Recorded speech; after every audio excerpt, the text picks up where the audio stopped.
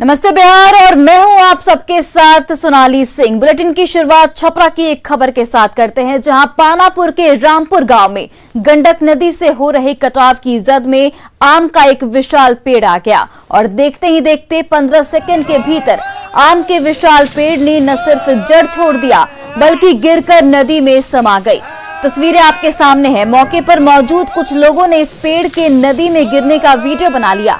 आप साफ देख सकते हैं कि कैसे गंडक नदी से हो रहे कटाव की जद में एक विशाल पेड़ आ गया और देखते ही देखते 15 सेकंड के भीतर उखड़कर नदी में धराशायी हो गया। ऐसे में नदी से हो रहे कटाव से नुकसान का अंदाजा लगाया जा सकता है। और देखिए तस्वीरें हम आपको दिखा रहे हैं, जहां पर पानापुर के रामपुर गांव की ये तस्वीरें हैं, जहां गंडक नदी में देखते ही देखते 15 सेकंड के अंदर ये विशालकाय पेड़ समा गया। कटाव की जद में ये आम का पेड़ आ गया और इससे अंदाजा लगाया जा सकता है कि जिस तरीके से बाढ़ की स्थिति बनी हुई है, जिस तरीके से सड़क का कटाव जारी है, भीषण समस्या आ सकती है। और ये गंडक नदी में आम का पेड़ समा गया। जो हम आपको तस्वीरें दिखा रहे हैं ये पानापुर गांव की है। छपरा के पानापुर गांव की कटाव की जद में आम का पेड़ आ गया और महज 15 सेकंड में ये पेड़ नदी में जा गिरा।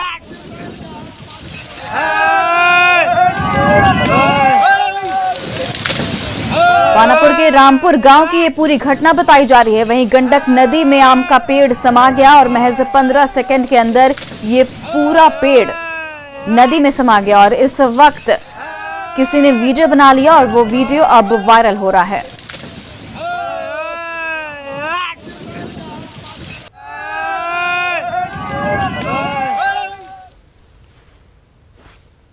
मानसून की पहली बारिश से उफान पर आई नदियां कहर बरपाकर शांत हो चुकी हैं, लेकिन लगातार हो रही बारिश से कई नए इलाकों में मुसीबत बढ़ गई है, तो कई जगहों पर अब भी लहरों के कहर का निशान बाकी है।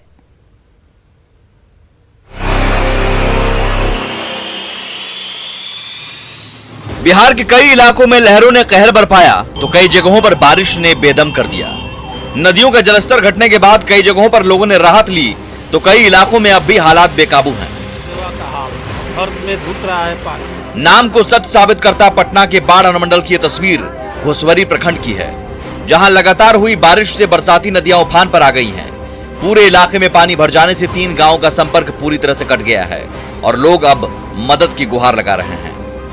वहाँ पर लोगों को नाव जो है व्यवस्था कराएं। अंचल अधिकारी महोदय जी बोले हैं कि हमने लगातार वरीय पदाधिकारी से अपने बात को पहुंचा रहे हैं, लेकिन अभी तक हमको ऐसा कोई आदेश नहीं आया।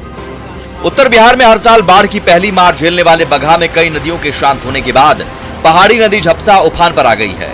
गुरुवार की रात अचानक झपसा नदी का जलस्तर बढ़ने से दर्जनों गाँवों में पानी घुस गया है। लोगों के घरों तक में पानी घुसने से परेशानी बढ़ गई है। भपसा के इलाके की तस्वीर दिखा रहे हैं। ये महदेवा का इलाका है, हरनाटांड़ के आसपास के इलाका का। पूरी भपसा नदी उफनाई है और कई दर्जनों गांव में पानी घुस गया है और एकाएक रात में पानी घुसना शुरू हुआ और लोग परेशान हो गए, तबाह हो गए। सब लोग घर में जब सोए थे उस समय भपसा उफना रही थी। अब बाढ़ छूट गया है, कल तो 12 बजे रात तक बाढ़ है। एकाएक पानी आ गया। कितना परेशानी हो रही है लोग? बहुत ज्यादा। बगहा में उफनाती झपसा नदी ने नए इलाकों में मुसीबत बढ़ा दी है। वहीं पहाड़ी नदी झिंकरी के कटाव से देवरिया तरौनवा सड़क ध्वस्त हो गई है और नदी पर बने पुल पर भी दबाव बना रहा है। अप्रोच पथ ध्वस्त होने से कई गांवों का संपर्क टूट गया है, जिसके बाद विभागीय अधिकारी हालात को संभालने में जुट गए हैं। फिलहाल इस रास्ते को बंद कर दिया गया है, तो आप देख सकते हैं कि शांत पड़ी झिंकरी नदी अचानक उफनाती है और अचानक एक रात में ही पूरे सड़क को विध्वंस कर देती है और सामने पुल पर लगातार दबाव बना हुआ है। हालांकि जिला प्रशासन के तमाम अधिकारी पहुंचे जरूर हैं। गोपालगंज में गंडक से हुई तबाही के निशान भी साफ दिख रहे हैं। कई इलाकों में पानी जरूर घटा है, लेकिन निचले इलाके अब भी पूरी तरह से जलमग्न हैं। फसलों को भारी नुकसान हुआ है, लेकिन बर्बादी के इसी पानी में कुछ बच्चे खतरे से अनजान हादसे को दावत देते हुए नाव चला रहे हैं। जहाँ पर हम खड़े हैं ये सदर प्रखंड का रामनगर का वो इलाका है, जहाँ पर कि कई फीट गहरा पानी है और देखें आपको जो गन्ने की फसलें वो पानी में डूबी हुई हैं। यहाँ पर जो बांस के पेड़ हैं और जो पोल है बिजली का वो सब पानी में डूबा हुआ है, लेकिन वो बच्चे जो है निडर होकर इसी पानी में नाव की सवारी कर रहे हैं, जो उनके लिए जानलेवा साबित हो सकता है। इधर 2 दिनों की राहत के बाद छपरा में एक बार फिर हुई झमाझम बारिश से पूरा शहर झील में तब्दील हो गया है, जिससे शहरवासियों की मुश्किलें बढ़ गई हैं। Bureau report, news 18। वहीं देखिए, सासाराम में मूसलाधार बारिश के कारण हर जगह पानी ही पानी है। जल जमाव की वजह से सड़कों पर पानी जमा हो गया है, जिससे लोगों को आने जाने में काफी परेशानी हो रही है। सदर अस्पताल परिसर में भी इतना पानी जमा हो गया है कि मरीजों का पहुंचना मुश्किल है। शहर में जल निकासी की बेहतर सुविधा नहीं है, जिसके कारण कुछ घंटों की तेज बारिश में ही जल जमाव हो जाता है। जब यहाँ पानी पड़ता है, माने बरसात जब होती है, तो जल निकासी का ठीक से नहीं होने के कारण रास्ते में सदर अस्पताल के रास्ते के कुछ भाग जो है तो जलमग्न हो जाता है, जिसको हम लोग जो है तो ये मशीन के द्वारा निकलवाते हैं। और अभी तक इसकी कोई ठोस व्यवस्था नहीं हो सकती है कि जल जमाव को रोका जाए। और समस्तीपुर में मौसम का मिजाज बदला है और कई जगहों पर मूसलाधार बारिश हो रही है। बारिश की वजह से शहर के कई इलाकों में जलजमाव हो गया है, जिससे लोगों की परेशानी बढ़ गई है। और देखिए, हम आपको समस्तीपुर की तस्वीर दिखा रहे हैं, जहां पर अचानक से मौसम का मिजाज बदला और मूसलाधार बारिश हो रही है, और इसकी वजह से सड़कों पर जलजमाव की स्थिति बन गई है और राहगीरों को आने जाने में काफी परेशानियों का सामना करना पड़ रहा है।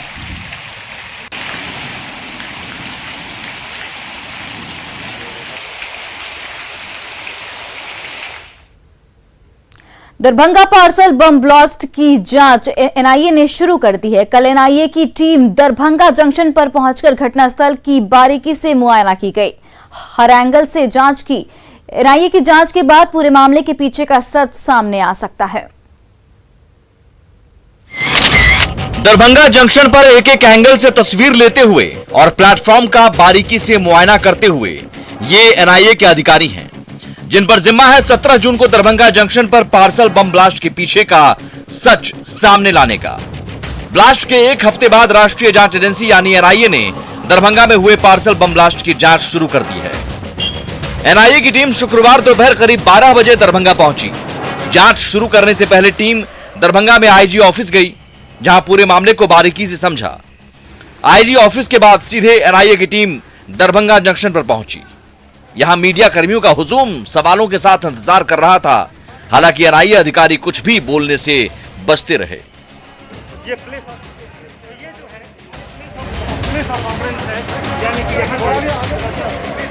एनआईए टीम के अधिकारी सबसे पहले प्लेटफॉर्म नंबर 1 पर गए, प्लेटफॉर्म का बारीकी से मुआयना किया। फिर प्लेटफॉर्म नंबर 1 पर जिस जगह पर धमाका हुआ था, वहां भी टीम ने बारीकी से मुआयना किया। अपने मोबाइल से अलग अलग एंगल से वहां की तस्वीरें ली। इसके बाद एनआईए की टीम जीआरपी थाना गई, जहां मामले में दर्ज एफआईआर का अवलोकन किया। अब तक पार्सल बम ब्लास्ट मामले में कई राज हैं, जिसका सच एनआईए की जांच में सामने आएगा। मसलन पार्सल भेजने और पाने वाला कौन था, पार्सल भेजने के पीछे क्या था मकसद, शीशी में किस केमिकल का इस्तेमाल हुआ, क्या पहले भी ऐसे पार्सल भेजे गए हैं, क्या इसके पीछे कोई मॉड्यूल काम कर रहा था, देश में कहां तक इसके तार फैले हुए हैं, क्या सीमा पार से साजिश रची जा रही थी। दरभंगा से अमित कुमार और विपिन दास के साथ bureau report, news 18। Darbhanga railway station पर हुए पार्सल ब्लास्ट के समय का पहला सीसीटीवी फुटेज सामने आया है। हालांकि इस सीसीटीवी फुटेज में धमाका होते नहीं दिखाई दे रहा, लेकिन धमाके से बच्चे और उनके बगल से गुजर रही महिला विस्फोट से डर जाते हैं। वीडियो से साफ पता चलता है कि छोटी बच्ची धमाके की आवाज से अपना कान बंद कर लेती है। इसके बाद प्लेटफॉर्म पर मौजूद लोगों की नजर धमाके की ओर जाती है। कुछ सेकंड के बाद जीआरपी का जवान भी मौके पर पहुंच जाता है। धमाका रेलवे की घड़ी के मुताबिक शाम के 3:26 पर होता है। हालांकि धमाके से जुड़े कुछ और भी सीसीटीवी फुटेज अभी आने बाकी हैं, जिन्हें 5 एजेंसियां अपने कब्जे में ले चुकी है। पुलिस सूत्रों के अनुसार जीआरपी के सीसीटीवी में एक शख्स संदिग्ध हालात में दिखाई देता है। उसकी फिलहाल तलाश जारी है। कुछ नंबर निकाले गए हैं। वहीं सिकंदराबाद में भी लगे सीसीटीवी से 6 लोगों की तस्वीर निकाली गई है। अनुमान है कि इसी शख्स ने यह सामान दरभंगा पार्सल से भेजा था। जांच एजेंसियां फिलहाल उसकी तलाश में जुटी है।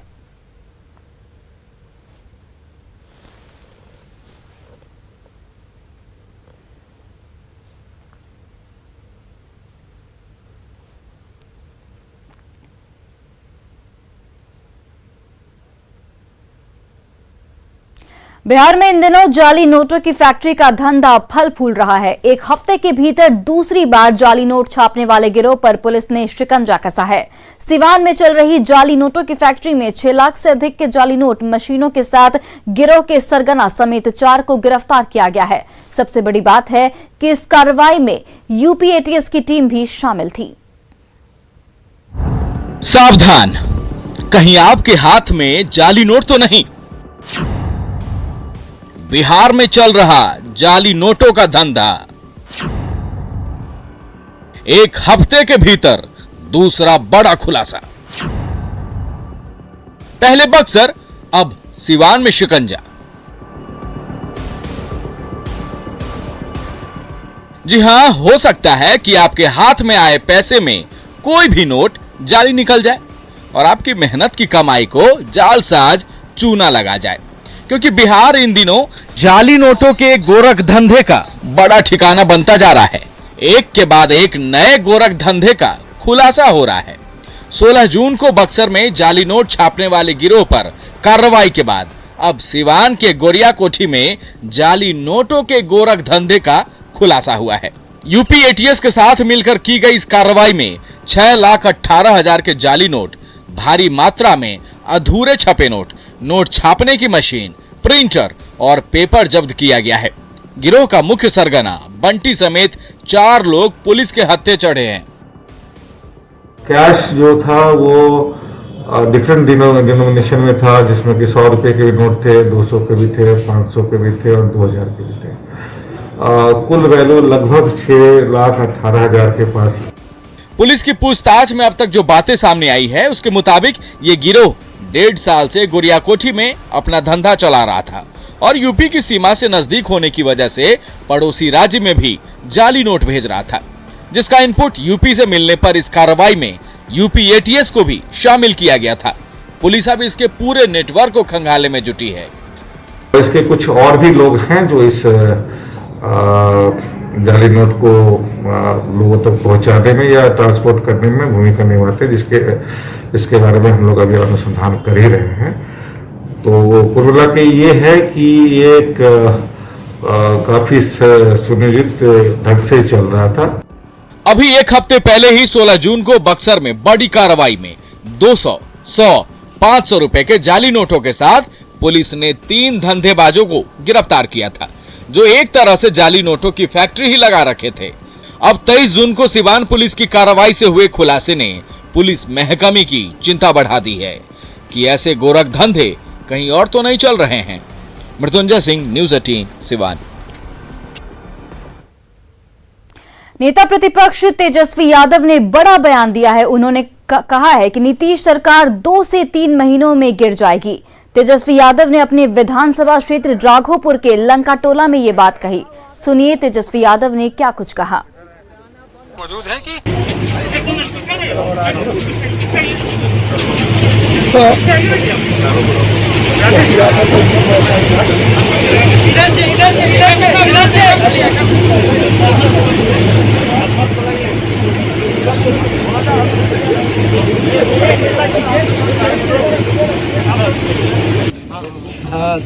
लगातार वर्षा वहाँ पर रखे हैं। अरे स्वागत करने दीजिए ना। महीना रोजे सरकार गिरे जा रहा है, महीना रोजे सरकार गिरे जा रहा है, महीना रोजे सरकार गिरे जा रहा है, महीना रोजे सरकार गिरे जा रहा है। और देखिए, जेडीयू और बीजेपी ने तेजस्वी यादव के बयान पर जोरदार हमला बोला है। दोनों पार्टियों का साफ तौर पर कहना है कि जब तेजस्वी के क्षेत्र की जनता को उनकी जरूरत थी तो दिल्ली जाकर लॉकडाउन में लॉक हो गए और अब आए हैं तो सरकार गिराने का सपना देख रहे हैं। उनकी मंशा कभी पूरी नहीं होगी।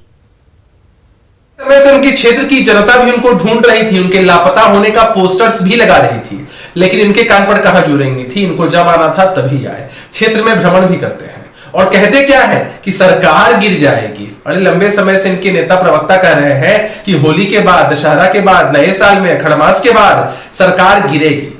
अरे जनता ने इनको सत्ता से बाहर कर दिया है, लेकिन इनका सत्ता विलाप आज तक बंद नहीं हुआ है। तो सपना देख रहे हैं कि 2-3 महीने में ही सरकार जाने वाली है। इनका सपना रह जाएगा। चुनाव में पराजय हुई है और उस पराजय को अभी तक झेल नहीं पाए हैं, और अब तो बिहार की जनता जो उनको चुनाव में उनका समर्थन किया था, वह खुद पछता रहा है कि कैसे व्यक्ति को मैंने अपना समर्थन किया है जो कभी परिस्थितियों का सामना नहीं करता है। इधर आरजेडी कांग्रेस ने तेजस्वी यादव के बयान में दम बताया है और उनके बयान का समर्थन किया है। उनके अंदर ज्वालामुखी फट रही है और उनको लगता है कि इस सरकार में उनका जीना दुभर है, जनता के पास वापस जाना मुश्किल है। इसीलिए बहुत सारे सरकार के एमएलए हमारे साथ हैं, हम लोगों के संपर्क में हैं। और तेजस्वी यादव ने अगर ये बात कही है, नेता प्रतिपक्ष ने ये बात कही है, तो इस बात को गंभीरता से लेना चाहिए। नेता प्रतिपक्ष की बात में दम है और सच्चाई है कि सरकार कुछ ही दिनों की मेहमान है। कि एनडीए की नैया बिहार में डगमगा रही है और ये किसी भी समय डूबेगी, ये तय है। अब कोई इस सरकार को नहीं बचा सकता है, क्योंकि जन विरोधी सरकार को 5 साल तक जिंदा कौम इंतजार नहीं करता है। इसे धक्का मारकर हटाना पड़ता है, क्योंकि जनता बिहार की परेशान है, इस सरकार से ऊब चुकी है। वहीं प्रदेश बीजेपी अध्यक्ष डॉक्टर संजय जायसवाल ने लालू प्रसाद पर जोरदार हमला बोला है। आपातकाल की सालगिरह पर आयोजित कार्यक्रम में संजय जायसवाल ने कहा कि छात्रों ने बड़ी उम्मीद से लालू प्रसाद को अपना नेता बनाया था, लेकिन लालू अब उसी कांग्रेस के साथ हैं जिसके खिलाफ लड़ने का वादा कर वे नेता बने थे। शुरुआत बिहार में बिहार छात्र संघर्ष समिति के रूप में हुई थी और उस समय के छात्रों ने बहुत विश्वास से अपना अध्यक्ष लालू प्रसाद यादव जी को बनाया था। आज वही लालू प्रसाद यादव जी 15 वर्षों से कांग्रेस की गोद में खेल रहे हैं। और फिलहाल रुकते एक छोटे से ब्रेक के लिए। बरबत्ता से जेडीयू विधायक डॉक्टर संजीव ने अपनी जान को खतरा बताया है। उन्होंने एसपी पर अपराधियों से मिलीभगत का आरोप लगाया है और इस बारे में बिहार के डीजीपी के साथ मुख्यमंत्री नीतीश कुमार को पत्र लिखा है।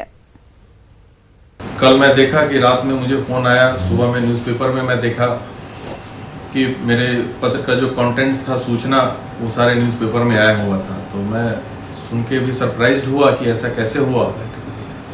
तो ये तो जो बात थी मैंने मुख्यमंत्री को कह दी है, और जान की खतरा की ही बात सिर्फ नहीं थी, उसमें बहुत सारी बातें थी। तो मैंने उन्हें अच्छे तरीके से लिख के मैं दिया हूँ, और जनता अगर मेरी परेशान होगी तो मैं परेशान स्वाभाविक रूप से हूँ, क्योंकि मुझे जनता ने जिता करके यहाँ भेजा है, मुझे किसी एसपी और किसी ने नहीं जिताया है।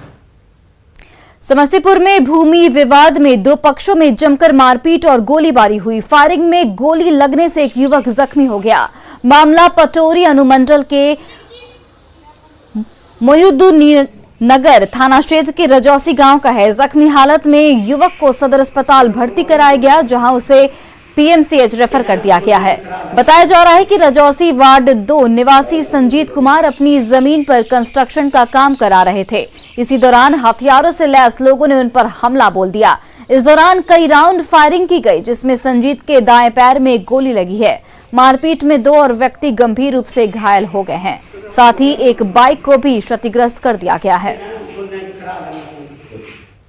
ये हुआ कि मना किया, हम लोग मना नहीं हुआ, फिर बाहर से 50 आदमी को बुला लिया, वो भी मारा, हम भी मारे, ये हुआ। फिर बाद में वो भी चला गया, हम लोग भी चला गया, फिर 50-60 आदमी फिर बुला लिया डबल में भी वो लोग आके फिर मारा, गोली भी चलाया, गोली भी चला के फिर चला गया। इनको गोली लग गया, एक आदमी को माथा फट लिया, एक आदमी को नाक पर लग गया लाठी से। कितने लोग जख्मी हैं? 3 आदमी हैं। खबर सासाराम से है, जहां सदर अस्पताल के परिसर में लगभग 69 लाख की लागत से पोस्टमार्टम हाउस बनकर तैयार है, लेकिन इसका उपयोग नहीं हो रहा। पोस्टमार्टम हाउस में सभी तरह के अत्याधुनिक उपकरण उपलब्ध हैं, लेकिन पिछले 7 सालों से रखे रखे खराब हो रहे हैं। स्वास्थ्य विभाग के अधिकारी इस पोस्टमार्टम हाउस को गोडाउन के रूप में उपयोग कर रहे हैं।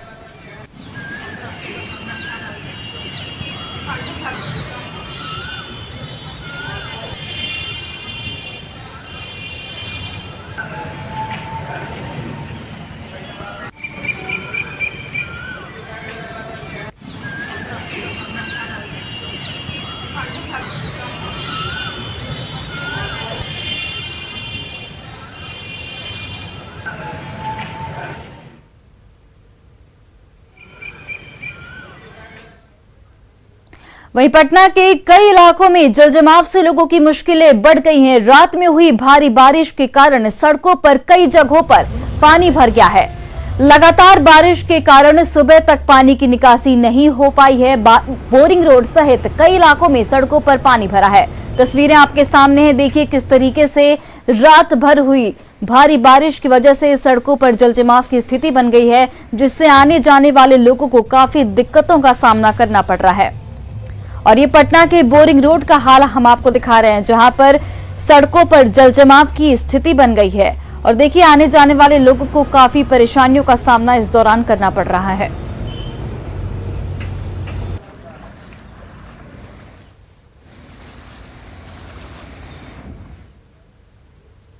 और फिलहाल इस बुलेटिन में इतना ही। आप देखते रहिए न्यूज़ 18 बिहार झारखंड।